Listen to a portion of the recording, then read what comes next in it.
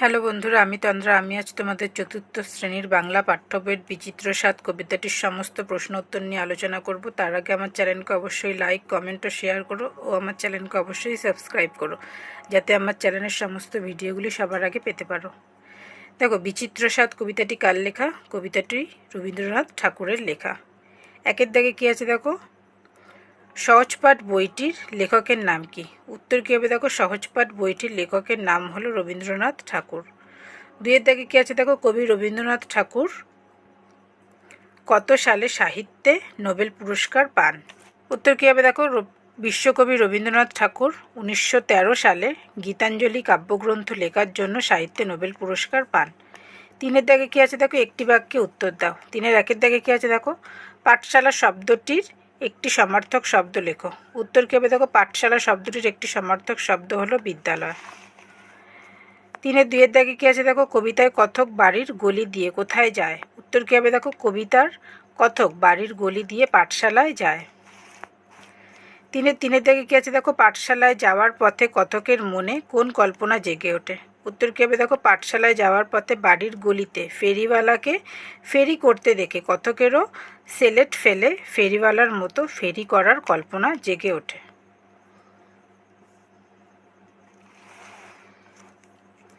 তিনের চারের দিকে কী আছে দেখো, সারাদিনের শেষে বাড়ি ফেরার পথে সে কি দেখতে পায়? উত্তর কী হবে দেখো, সারাদিনের শেষে বাড়ি ফেরার পথে কথক দেখতে পায় যে বাবুদের ওই ফুল বাগানের মাঝে কোদাল নিয়ে মাটি কোপায় মালি, তার সারা গায়ে মাথায় ধুলো ভরা। তিনের পাঁচের দিকে কী আছে দেখো, ফেরিওয়ালা, মালি কিংবা পাহারাওয়ালার জীবনের স্বাধীনতা কথককে কিভাবে আকর্ষণ করে? উত্তর কী হবে দেখো, ফেরিওয়ালা, মালি কিংবা পাহারাওয়ালার জীবনের স্বাধীনতা কথককে তাদের জীবনের মতো স্বাধীনভাবে কাজকর্ম করার মাধ্যমে আকর্ষণ করে থাকে। তিনের ছয় থেকে কী আছে দেখো, রাতের বেলা জানলা দিয়ে বক্তা কাকে দেখে? উত্তর কী হবে দেখো, রাতের বেলা জানলা দিয়ে বক্তা পাগড়ি মাথায়, হাতে গ্যাসের লণ্ঠনটি ঝুলিয়ে বাড়ির দরজায় পাহারাওয়ালাকে দাঁড়িয়ে থাকতে দেখে। চারের দাগে কী আছে দেখো, তিন চারটে বাক্যে উত্তর দাও। চারের একের দাগে কী আছে দেখো, মালির জীবনের সঙ্গে বক্তার জীবনের অমিলগুলি কি? উত্তর কী হবে দেখো, বিশ্বকবি রবীন্দ্রনাথ ঠাকুরের লেখা বিচিত্র স্বাদ কবিতায় মালির জীবনের সাথে বক্তার নিজের জীবনের অমিলগুলি নানাবিধ। যেমন কয়ের দাগে কী লিখেছি দেখো, মালির কাজ হলো কোদাল নিয়ে ফুল বাগানে মাটি কোপানো, কিন্তু বক্তার কাজ হলো সারাটা দিন স্কুলে গিয়ে পড়াশোনা করা।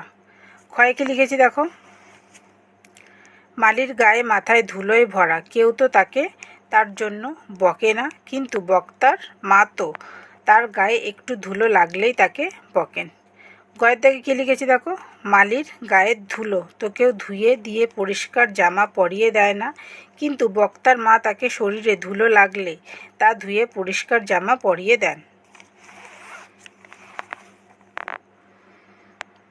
চারের দুইয়ের দাগে কী আছে দেখো, ফেরিওয়ালার জীবনের কোন বিষয়গুলি বক্তাকে আকর্ষণ করে? উত্তর কী হবে দেখো, বিশ্বকবি রবীন্দ্রনাথ ঠাকুরের লেখা বিচিত্র স্বাদ কবিতায় ফেরিওয়ালার জীবনের যে বিষয়গুলি বক্তাকে আকর্ষণ করে সেগুলি হলো, কয়েকে লিখেছে দেখো, ফেরিওয়ালা যখন ঝুড়িতে করে চুড়ি ও চিনের পুতুল নিয়ে যেতে যেতে চুড়ি চাই বলে সে হাঁকে, তা বক্তাকে খুবই আকর্ষণ করে।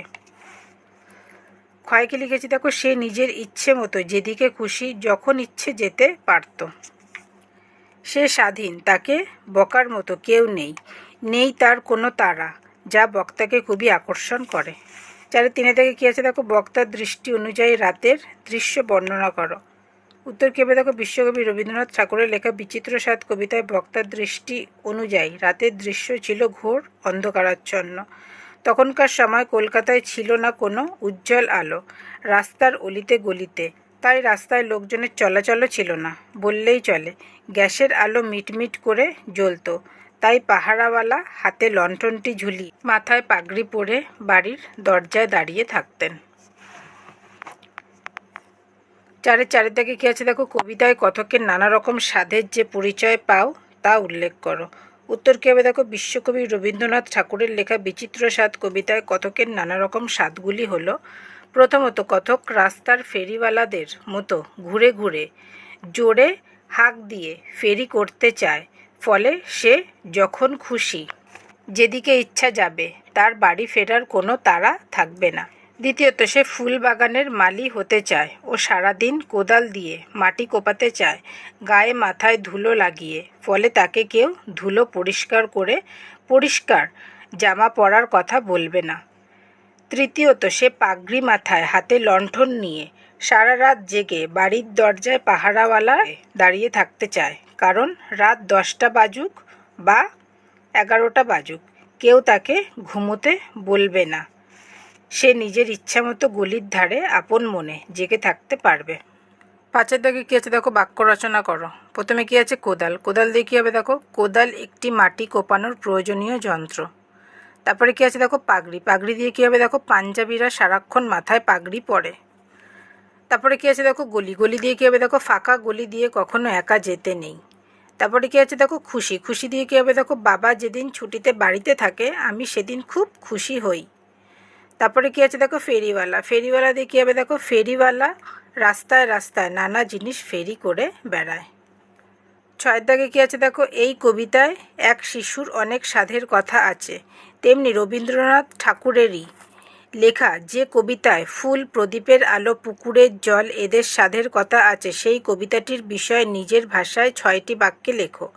এখানে প্রয়োজনে শিক্ষক ও শিক্ষিকার সাহায্য নিতে পারো। দেখো, এই প্রশ্নটা তোমরা নিজেরাই চেষ্টা করো। যদি না পারো তোমাদের যে টিচার আছে তাদের থেকেও হেল্প নিতে পারো। আর যদি তেমন কোনো প্রয়োজন মনে হয় যে তুমি লিখতে পারছো না বা কোনো রকম প্রবলেম হচ্ছে, আমাকে কমেন্ট করে জানিও, আমি লিখে দেবো।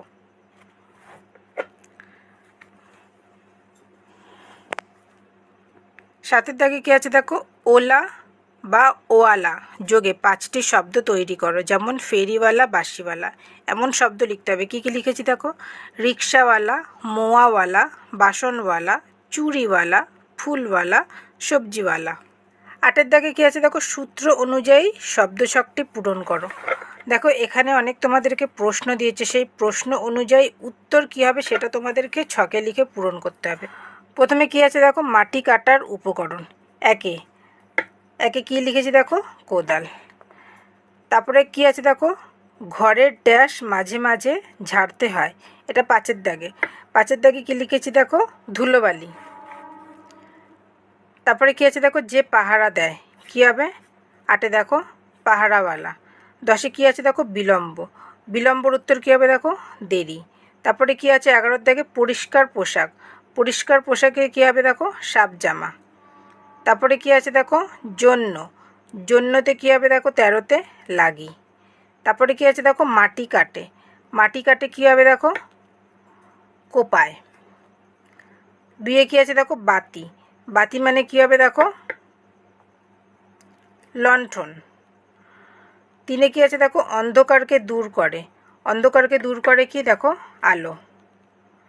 4 কী আছে দেখো, যে বাগানের কাজ করে। উত্তর কী হবে দেখো, মালি। 6 কী আছে দেখো, উদ্যান। উদ্যান মানে কী হবে দেখো, বাগান। 7 কী আছে দেখো, এখন ড্যাশ 12টা। কী হবে দেখো, 7 এখন বেলা 12টা। 8 কী আছে দেখো, বিদ্যালয়। বিদ্যালয়ের কী হবে দেখো, পাঠশালা। 9 কী আছে দেখো, যে ফেরি করে বেড়ায়।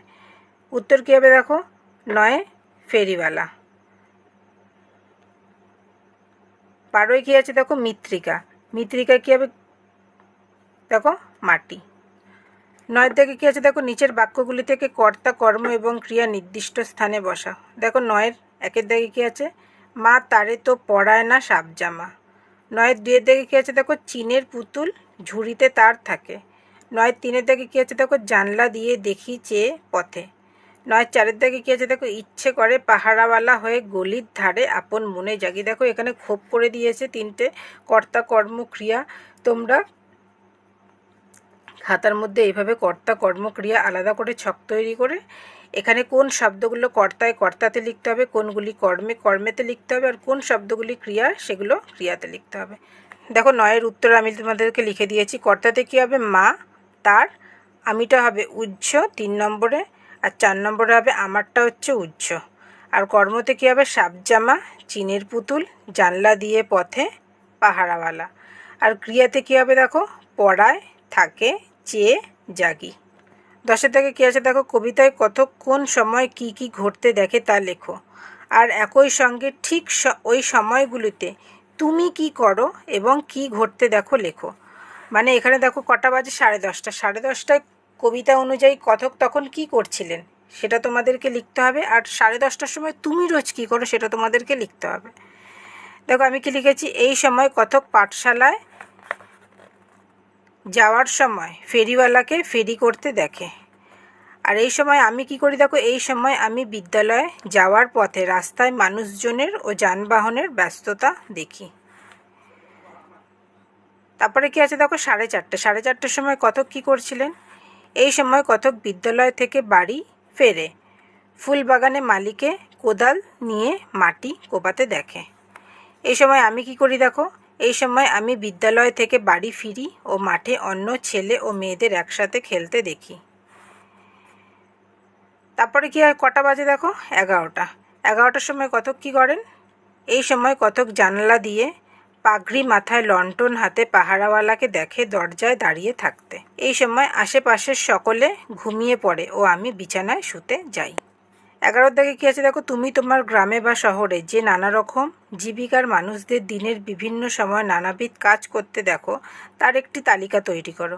জীবিকার প্রয়োজনে তাদের বিশেষ রকমের হাক ডাক ও ভঙ্গিমা লক্ষ্য করে লেখো। অর্থাৎ তোমাদের এখানে যে সকল মানুষেরা নানা রকম জীবিকার মাধ্যমে অর্থ উপার্জন করে, তারা কিভাবে জীবিকা অর্জন করে ও কিভাবে জোরে চিৎকার করে সেটা তোমাদেরকে লিখতে হবে। দেখো আমি কি লিখেছি, 1 নম্বরে লিখেছি বাসনওয়ালা। বাসনওয়ালা কিভাবে চিল্লায়, হরেক মাল বা বাসন বলে চেঁচায়। সবজিওয়ালা কি করে দেখো, সবজি সবজি বলে চেঁচায়। সাফাইওয়ালা কি করে, বাঁশি বাজায়। 12 দাগে কি আছে দেখো, পরপর 3টি ছবিতে 3জন কর্মরত মানুষের কথা আছে। তোমার কি হতে স্বাদ হয় এবং কেন তার ছবি দেখে নিজের ভাষায় কয়েকটি বাক্যে লেখো। দেখো এখানে আছে ফেরিওয়ালার ছবিটা দেওয়া হয়েছে, এখানে ফুলবাগানের মালির ছবিটা দেওয়া হয়েছে, আর ওখানে পাহারাওয়ালার ছবিটা দেওয়া হয়েছে। তোমাদের এই 3টে ছবির মধ্যে তোমাদের কি হতে ইচ্ছা করে, তোমাদের যা হতে ইচ্ছা করে সেই অনুযায়ী তোমাদেরকে এখানে অ্যান্সার লিখতে হবে। আমি এখানে আমার ইচ্ছে করে ফেরিওয়ালা হতে, তাই আমি ফেরিওয়ালা সম্বন্ধে লিখেছি। উত্তরে কী লিখেছি দেখো, আমার ফেরিওয়ালা হতে ইচ্ছা হয়। পরের উত্তরটা কী হবে দেখো, মানুষেরা ফেরিওয়ালার হাঁকে তার কাছে এসে তাদের প্রয়োজনীয় জিনিসপত্র পয়সা দিয়ে কেনে তাই। ভিডিওটি ভালো লাগলে অবশ্যই আমার চ্যানেলটিকে লাইক, কমেন্ট ও শেয়ার করো ও আমার চ্যানেলটিকে অবশ্যই সাবস্ক্রাইব করো। Thank you.